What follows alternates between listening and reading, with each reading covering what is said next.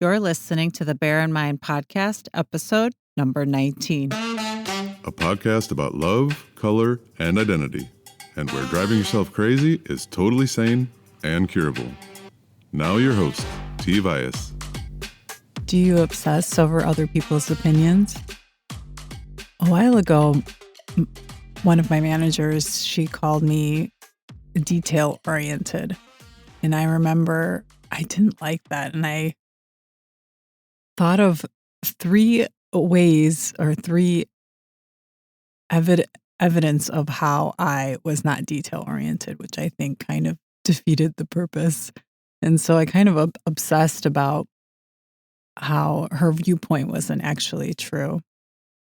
And since then, I have obsessed a little less about other people's opinions, and I've actually gotten to the point where I feel less negative and actually feel better about other people's opinions or people's opinions that I don't agree with.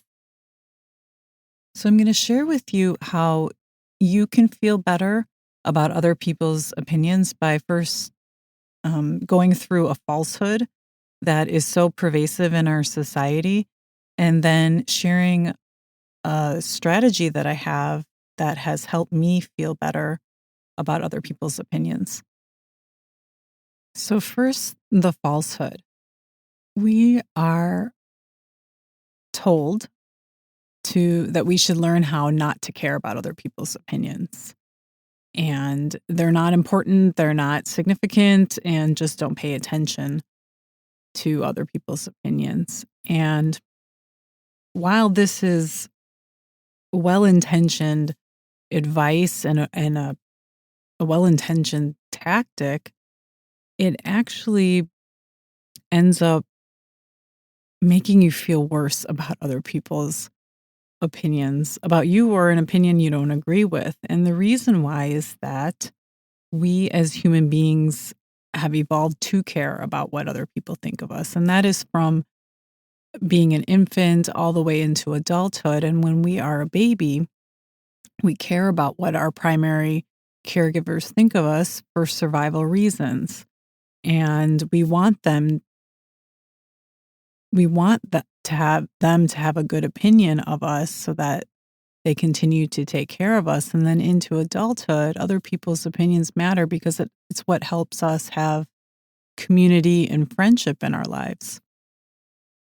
So then it's evolutionarily advantageous for us to care about what other people think.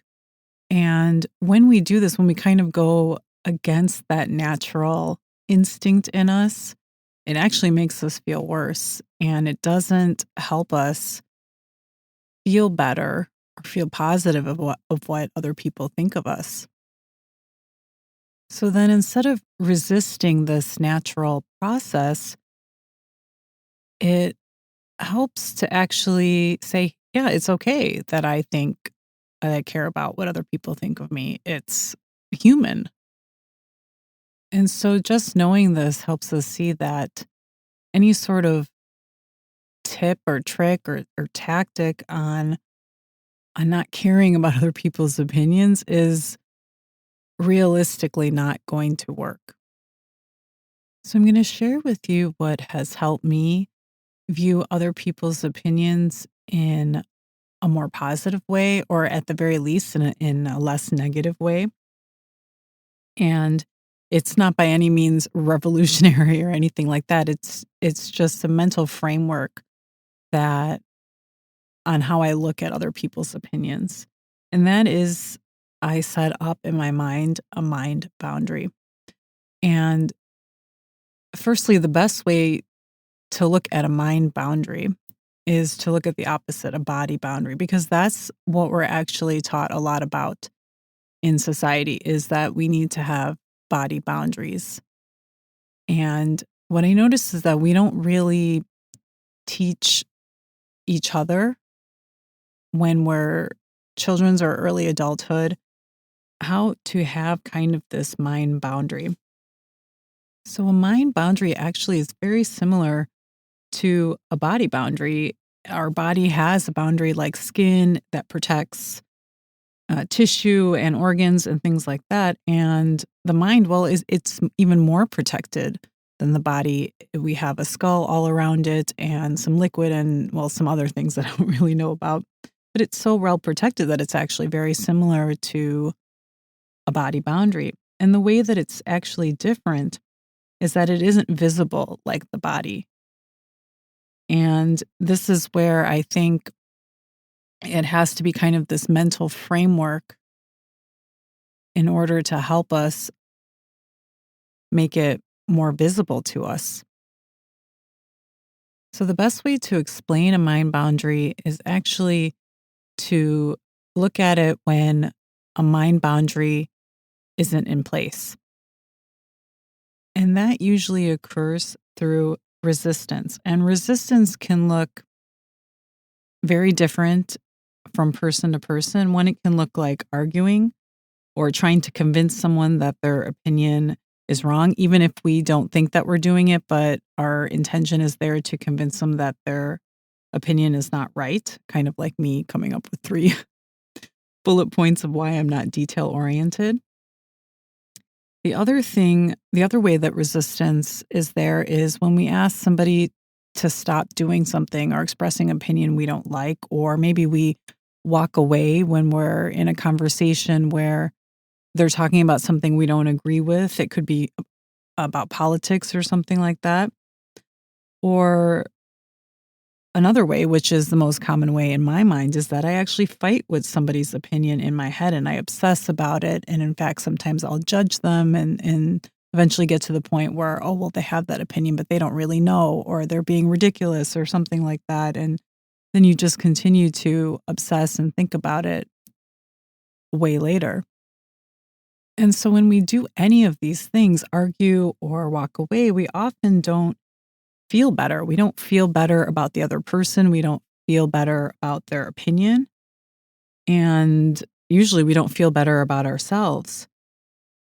So if we have any of these resistance patterns, either internally or externally, it most likely means we don't have a mind boundary. And in order to create a mind boundary is we actually need to do the opposite of resistance, which that means acceptance.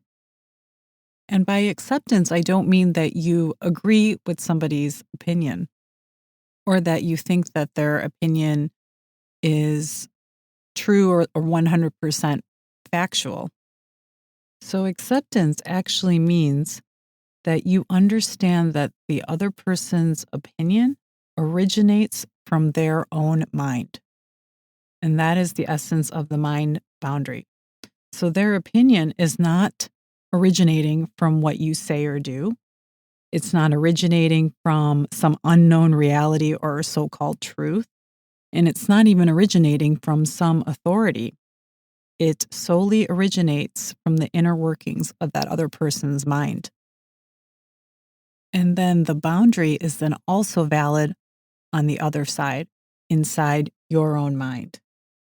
So when we hear somebody else's opinion, our meaning or our interpretation of what they're saying is originating from our own mind. It is not originating from what they're saying or doing. And it becomes really challenging to uphold a mind boundary, especially when somebody says something to us that we don't like or we 100% disagree with. We sometimes have a hard time separating out that that's actually a reflection of the inner workings of their mind and that our response to it in a negative way isn't actually originating from how that other person is behaving. It is coming from our own negative perception of what that other person is doing. So ultimately, if we can take a step back and see that someone else's opinion is their own opinion and that it's originating from their own mind, then they have full ownership of what's happening in it. And so then it becomes easier to accept how they perceive things in the world. And you can say, well, I don't like their opinion, and I can see that it's coming from the inner workings of their own mind. and they own the inner workings of their own mind, and it has nothing to do with me. I'm going to wrap it up here. And in episode 21, I talk about how to really not care about somebody else's opinion. I'll check back with you next week. Thanks for listening. Listen for a new episode next Tuesday by subscribing on your favorite podcast platform. Bye for now.